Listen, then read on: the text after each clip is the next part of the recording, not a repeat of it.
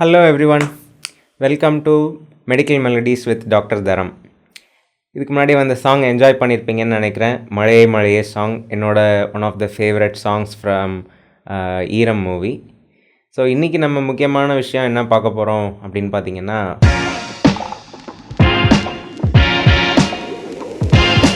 Febrile fits, febrile சீஜர்னு சொல்லுவோம் இல்லையா.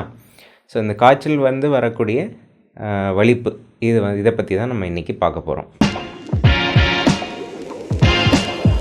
So what is a febrile seizure?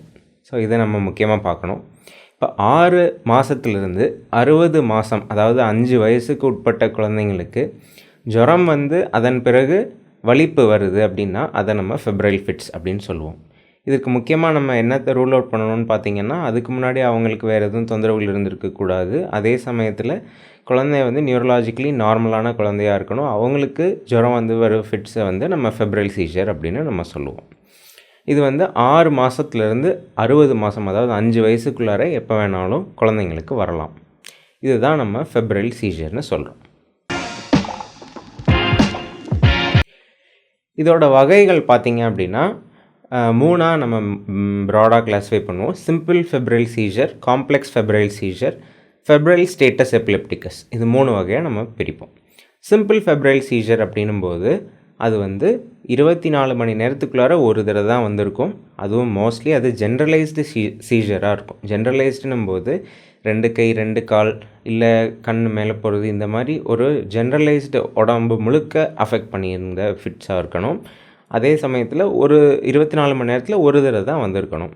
அதுவும் டியூரேஷன் பார்த்திங்கன்னா குறைவான டியூரேஷன் இருந்திருக்கணும். 15 நிமிஷத்துக்கு மேலே போயிருக்கக்கூடாது. இதை தான் நம்ம சிம்பிள் ஃபெப்ரைல் சீஜர் அப்படின்னு நம்ம சொல்லுவோம். அடுத்தது பார்த்திங்கன்னா complex febrile seizure. Complex febrile சீஜர்னால் 24 மணி நேரத்தில் பார்த்திங்கன்னா ஒன்றுக்கும் மேற்பட்ட தடவைகள் ஃபிட்ஸ் வருதுன்னா அதை நம்ம காம்ப்ளெக்ஸ் ஃபெப்ரைல் சீஜர்னு சொல்லலாம். அதே சமயத்தில் சில சமயம் அது ஃபோக்கலாக வரலாம். ஃபோக்கல்னும் போது ஒரு சைடு மட்டும், எய்தர் லெஃப்ட் சைடு இல்லாட்டி ரைட் சைடு மட்டும் இருக்கிறத நம்ம காம்ப்ளெக்ஸ் ஃபெப்ரைல் சீஜர்னு சொல்லுவோம். 3வது ஃபெப்ரைல் ஸ்டேட்டஸ் எபிலெப்டிகஸ். ஸ்டேட்டஸ் எபிலெப்டிகஸ்னும் போது தொடர்ந்து ஃபிட்ஸ் அடிச்சுக்கிட்டே இருக்குது, 15 நிமிஷத்துக்கு மேலாக ஃபிட்ஸ் வந்து நிற்கவே இல்லை அப்படின்னும் போது அது ஃபெப்ரைல் ஸ்டேட்டஸ் எபிலெப்டிகஸ்ன்னு சொல்லுவோம். அடுத்து பேரண்ட்ஸுக்கு வரக்கூடிய முக்கியமான டவுட் எப்படின்னா, பெரியவங்களை மாதிரி இப்படி இழுத்தாதான் அது ஃபிட்ஸா அப்படின்றது தான் முக்கியமான டவுட். அவங்க எல்லாம் என்ன நினச்சிக்கிறாங்க, இப்படி இழுத்தாதான் அது ஃபிட்ஸ் அப்படின்னு நினச்சிக்கிறாங்க. அது குழந்தைங்களை பொறுத்தளவில் அப்படி கிடையாது. ஸோ கண்ணு மட்டும் மேலே போயிட்டே இருக்குது, அது அப்படி இருந்தாலும் அது ஃபிட்ஸ் தான். கை கால்லாம் ஸ்டிஃபாக பிடிச்சி இழுத்த மாதிரி இருக்குது அப்படின்னாலும் அது ஃபிட்ஸ் தான். கண்ணை விரைக்கே பார்த்துக்கிட்டே இருக்காங்க, ஒன்றும் ரெஸ்பாண்டே பண்ண மாட்டேன்றாங்க அப்படின்னாலும் அது ஃபிட்ஸ் தான். ஒரு பக்கமாக கை ட்விச் ஆகிட்டு இருக்குது, கால் ட்விச் ஆகிட்டு இருக்குனாலும் ஃபிட்ஸு தான். 2 பக்கம் கை கால் இழுக்குதுனாலும் அதுவும் ஃபிட்ஸு தான். ஸோ குழந்தைங்களை பொறுத்தளவில் இந்த மாதிரி ஃபிட்ஸ் வந்து பல வகைகளில் வரலாம். ஸோ இது எல்லாமே ஃபிட்ஸு தான். ஸோ நீங்கள் முக்கியமாக என்ன பண்ணணும் அப்படின்னா, இந்த மாதிரி உங்களுக்கு டவுட்ஃபுல்லாக இருக்குது ஃபிட்ஸா இல்லையான்னு அப்படின்ட்டு நினச்சிங்கன்னா, இப்போ எல்லார் கையிலையும் ஒரு ஸ்மார்ட் ஃபோன் இருக்குது. ஒரு வீடியோ அழகாக எடுத்திங்கன்னா அதை வந்து டாக்டர்கிட்ட காமிச்சிங்கன்னா டாக்டர் வந்து அதை புரிஞ்சுப்பாங்க, அது ஃபிட்ஸா இல்லையா அப்படின்றது. அடுத்து பேரண்ட்ஸ்க்கு வரக்கூடிய முக்கியமான டவுட் என்னென்னு கேட்டிங்கன்னா, இது வந்து மூளையை பாதிக்குமா அப்படின்றது. ஃபார் எக்ஸாம்பிள், இப்போ ஒரு குழந்தைக்கு ஜுரம் வந்து ஃபிட்ஸ் வந்துருச்சுன்னு வச்சுப்போம்.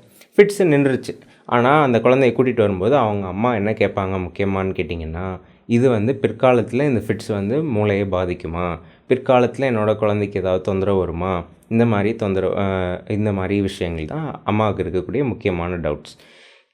புக்ஸில் என்ன சொல்கிறாங்க அப்படின்னு கேட்டிங்கன்னா, 3 to 5% of the common children can also have a febrile seizure any time during their childhood அப்படின்றாங்க. அதாவது நார்மலாக இருக்கக்கூடிய குழந்தைங்களுக்கே 100ல் 3லேருந்து 5 குழந்தைங்களுக்கு இந்த மாதிரி ஏதாவது ஒரு நேரத்தில் ஜுரம் வந்து ஃபிட்ஸ் வரதுக்கான வாய்ப்புகள் இருக்குது அப்படின்றாங்க. அதே சமயத்தில் அது எந்த விதத்துலேயும் அவங்களோட ஸ்காலஸ்டிக் பர்ஃபார்மன்ஸ், அதாவது ஸ்கூலில் பர்ஃபார்மன்ஸோ அகடமிக் பர்ஃபார்மன்ஸோ அவங்களோட நார்மல் டே டு டே லிவிங்லேயோ எந்த விதமான பாதிப்பையும் ஏற்படுத்த போகிறது கிடையாது அப்படின்னு சொல்கிறாங்க. ஸோ இது வந்து சாதாரணமாக வந்து வரக்கூடிய ஜுரம் வந்து வர ஃபிட்ஸுன்றது மூளை பாதிப்பை ஏற்படுத்தாது. இதுதான் நம்ம புரிஞ்சுக்க வேண்டும். அடுத்து பேரண்ட்ஸுக்கு இருக்கக்கூடிய முக்கியமான டவுட் என்னன்னு கேட்டிங்கன்னா, எந்தெந்த சாப்பாடை தவிர்த்தா நம்ம இந்த ஃபிட்ஸ் வராமல் பார்த்துக்கலாம் அப்படின்னு நிறைய பேர் கேள்வி கேட்பாங்க. அதே மாதிரி ஸ்பெசிஃபிக்காக ஏதாவது ஒரு உணவு கொடுத்தா ஃபிட்ஸ் வராமல் பார்த்துக்கலாமா அப்படின்ற மாதிரியும் கேட்பாங்க. இல்லை சில பேர் இன்னும் மோசமாக என்ன கேட்பாங்கன்னா, ஜுரம் வந்து ஃபிட்ஸ் வந்துருச்சு, ஸோ இவங்கள ஸ்கூலுக்கு அனுப்பாமல் வீட்லேயே நான் பத்திரமா பாதுகாப்பாக வச்சுக்கட்டுமா அப்படின்னு கேட்பாங்க.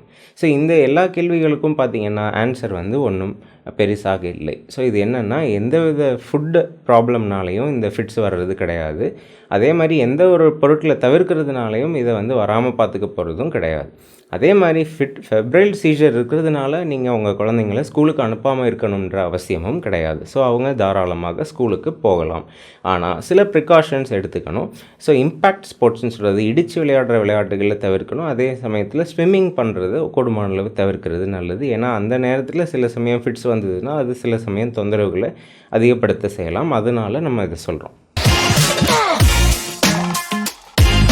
அடுத்தது வந்து நம்ம இது ஒரு தடவை ஃபிட்ஸ் வந்துருச்சு, இது திரும்ப திரும்ப வருமா அப்படின்னு நிறைய பேர் கேள்வி கேட்பாங்க.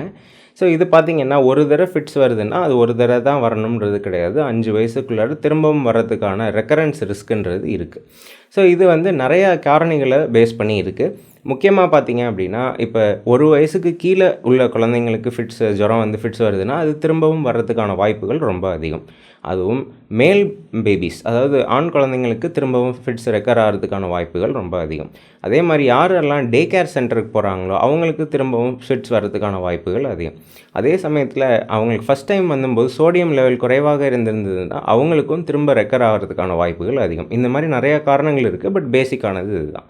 அதே சமயத்தில் இது வந்து 5 வயசை தாண்டி எபிலெப்சின்னு சொல்கிறக்கூடிய ஃபிட்ஸு ப்ராப்ளமாக வாழ்க்கை முழுக்க கண்டினியூ ஆகிறதுக்கான ரெக்கரன்ஸ் வாய்ப்புகள் இருக்கா அப்படின்னு கேட்டிங்கன்னா அதுக்கான வாய்ப்புகளும் இருக்குது. பட் அது வந்து டாக்டர் வந்து டிசைட் பண்ணுவாங்க. ஒரு சில ரிஸ்க் ஃபேக்டர்ஸ்ன்றது இருக்குது. அதை வந்து பேஸ் பண்ணி திரும்பவும் இவங்களுக்கு ஃபிட்ஸ் வர்றதை வச்சு அவங்களுக்கு வந்து பிற்காலத்தில், அதாவது 5 வயசை தாண்டியும் ஃபிட்ஸ் வர்றதுக்கான வாய்ப்புகள் இருக்கான்றதை வந்து உங்கள் டாக்டர் வந்து டிசைட் பண்ணி உங்கள்கிட்ட அதுக்கான ரிஸ்க் ஃபேக்டர்ஸ் என்னன்றதை சொல்லுவாங்க.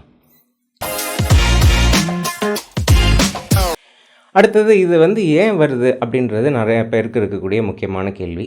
இது பார்த்திங்கன்னா நிறைய பேர் கேட்பாங்க, இது எம்ஆர்ஐ ஸ்கேன் பண்ணால் அதில் ஏதாவது தொந்தரவு இருக்குமா, அந்த எம்ஆர்ஐ ஸ்கேனை வச்சு நம்ம இதை கண்டுபிடிச்சி அதை சரி பண்ண முடியுமா அப்படின்னு கேட்பாங்க.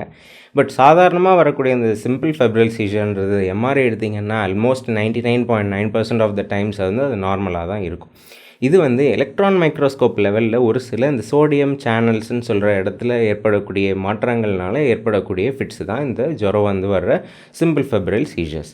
ஸோ இது வந்து ஜெனட்டிக் லெவலில் ஏற்படக்கூடிய மாற்றங்கள்னால வர்றது. இது வந்து நம்மளால் எம்ஆர்ஐ ஸ்கேன் பண்ணி கண்டுபிடிக்க முடியாது. ஸோ அதனால் அவசியம் இல்லாமல் இந்த சிம்பிள் ஃபெப்ரைல் சீஜருக்குலாம் எம்ஆர்ஐ எடுக்கவே தேவையில்லை.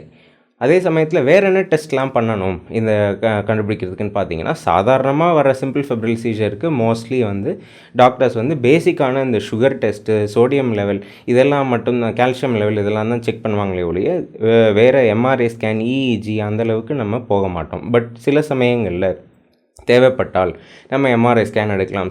சில சமயம் இந்த காம்ப்ளெக்ஸ் ஃபெப்ரைல் சீஜர்லையோ ஃபெப்ரைல் ஸ்டேட்டஸ் எபிலெப்டிகஸ்ன்னு சொல்கிற தொடர்ந்து ஃபிட்ஸ் இருக்கிற நேரங்கள்லையோ அதை வந்து பண்ணுறதுக்கான வாய்ப்புகள் உண்டு. ஸோ ஆனால் சாதாரணமாக வந்து மோஸ்ட்லி இந்த பேசிக் பிளட் டெஸ்ட் மட்டும்தான் நம்ம பண்ணுவோம். அதுவுமே சில சமயங்களில் நம்ம பண்ண மாட்டோம். How to treat febrile seizure, இது எப்படி ஒன்ஸ் வந்து இப்போ வந்து ஜுரம் வந்து ஃபிட்ஸ் வந்துருச்சு, வந்த உடனே என்ன பண்ணணும் அப்படின்னு பார்த்தீங்கன்னா, அவங்க ஃபஸ்ட் ஆஃப் ஆல் பதற்றப்படவே கூடாது. ஸோ வந்துருச்சு, ஸோ என்ன பண்ணணும் அப்படின்னா, ஃபஸ்ட்டு ரெக்கவரி பொசிஷன்னு சொல்லுவோம். அதாவது குழந்தைங்கள ஒருங்கிணைச்சு படுக்க வச்சுக்கணும். அப்போ வந்து என்ன ஆகும், எச்சில் வந்து தானாக மூச்சுக்குழாய்க்குள்ளார போகாமல் பார்த்துக்கும். அதே சமயத்தில் நாக்கு போய் பின்னாடி பிறண்டு விழாமல் பார்த்துக்கும். அதே சமயத்தில் குழந்தை வாமிட் சம்டைம்ஸ் பண்ணாங்கன்னா அது வந்து புறக்கேறாமல் அது வெளியில் தள்ள பார்த்துக்கும். ஸோ இது வந்து ரெக்கவரி பொசிஷன்றது தான் ஃபஸ்ட்டு பண்ண வேண்டிய ஒரே ஒரு விஷயம். கையில் இரும்பு சங்கிலி கொடுக்கறதுனாலையோ இரும்பு பிடிக்கிறதுனாலையோலாம் ஃபிட்ஸ் வந்து நிற்காது. அது பழங்காலத்தில் வந்த படங்களில் காமிச்சதை ஒழிய அது வந்து சயின்டிஃபிக்கலி நாட் கரெக்ட். அதனால் மூஞ்சியில் தண்ணி தெளிக்கிறது, கையில் இரும்பு சாவி கொடுக்குறது இதெல்லாம் எதுவும் பண்ணாதீங்க. ஸோ ஃபஸ்ட்டு ரெக்கவரி பொசிஷன் சொல்லக்கூடிய ஒருங்கிணைச்சு படுக்க வச்சுட்டு ஒரு 1 or 2 minutes அப்சர்வ் பண்ணிங்கனாலே மோஸ்ட்லி அந்த ஃபிட்ஸுன்றது நின்றும். சில சமயங்களில் ரொம்ப ப்ரொலாங்டாக இருக்குது, ஃபிட்ஸ் இருந்துக்கிட்டே இருக்குன்னா பக்கத்தில் இருக்கக்கூடிய ஆரம்ப சுகாதார நிலையமோ இல்லை ஹாஸ்பிட்டல்லையோ போயிட்டு அதை நிப்பாட்டுறதுக்கூடியான ஊசிகள் போடலாம் நீங்கள். அது வந்து தொடர்ந்து சில சமயம் ஜுரம் வந்து சில குழந்தைங்களுக்கு ஃபிட்ஸ் வந்துட்டு இருக்க நேரத்தில் உங்கள் டாக்டரே வந்து மூக்கில் அடிக்கிற மாதிரி சில ஸ்ப்ரேக்கள் வந்து அவங்க வந்து உங்களுக்கு ப்ரிஸ்கிரைப் பண்ணலாம். ஸோ இதுதான் வந்து நம்ம ஃபஸ்ட்டு பண்ண வேண்டியது. ஸோ புரைக்கேறாமல் பார்த்துக்கிறது தான் ஃபஸ்ட்டு நீங்கள் பண்ண வேண்டியது. அதே மாதிரி ஏர்வேயை மெயின்டைன் பண்ணணும். அதாவது நாக்கு போய் பின்னாடி பிறண்டு விழுந்துருச்சுன்னா மூச்சு திணறல் இந்த மாதிரி தொந்தரவுகள் வந்துடும் ஃபிட்ஸ் வரும்போது. ஸோ அந்த நேரத்தில் போய் வாய்க்குள்ளார மருந்து ஊற்றுறது, இந்த மாத்திரை கொடுக்கறது அதெல்லாம் பண்ணக்கூடாது. ஸோ ஃபிட்ஸ் வரும்போது வாய் வழியாக எந்த மருந்துகளும் நீங்கள் செலுத்தக்கூடாது.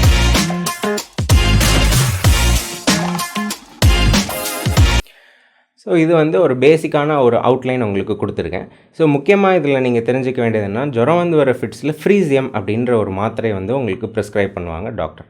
அது வந்து என்ன பண்ணும் அப்படின்னு கேட்டிங்கன்னா, இந்த ஜுரம் வந்தாலும் குழந்தைங்களுக்கு ஃபிட்ஸ் வராமல் பார்த்துக்கிறதுக்கு உதவியாக இருக்கும்.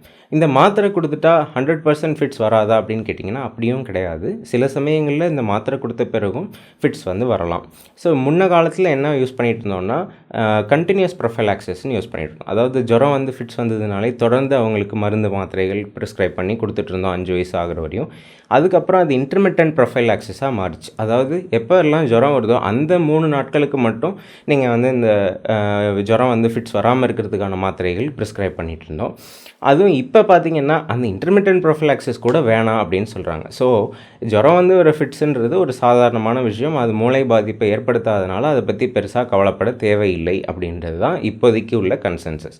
பட் நம்ம புரிஞ்சிக்க வேண்டியது என்னென்னா, இப்போ சாதாரணமாக ஒரு குழந்தைக்கு ஜுரம் வந்து இந்த ஃபிட்ஸ் வரும் அப்படின்னு சொன்னால், நீங்கள் இந்த 3 நாட்களுக்கு இந்த உங்கள் டாக்டர் ப்ரிஸ்கிரைப் பண்ணுறக்கூடிய இந்த ஃபிட்ஸ் வராமல் இருக்கிறதுக்கான மாத்திரையை எடுத்துக்கிறதுல எந்த விதமான ப்ராப்ளமும் கிடையாது.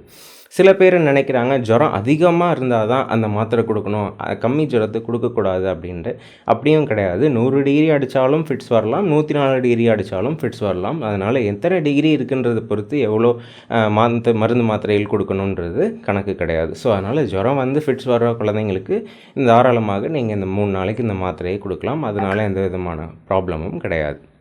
மேலும் உங்களுக்கு எதுவும் கொஷின்ஸ் இருந்ததுன்னா கமெண்ட் செக்ஷனில் தெரிவிங்க. என்னோட இந்த வீடியோ லாக் பிடிச்சிருந்ததுன்னா லைக் பண்ணுங்கள், ஷேர் பண்ணுங்கள், சப்ஸ்கிரைப் பண்ணுங்கள். மேலும் அடுத்த ஒரு வீடியோவோட உங்களை சந்திக்கிறதுக்கு ரொம்ப ஆவலோடு இருக்கேன். டாட்டா பாய்.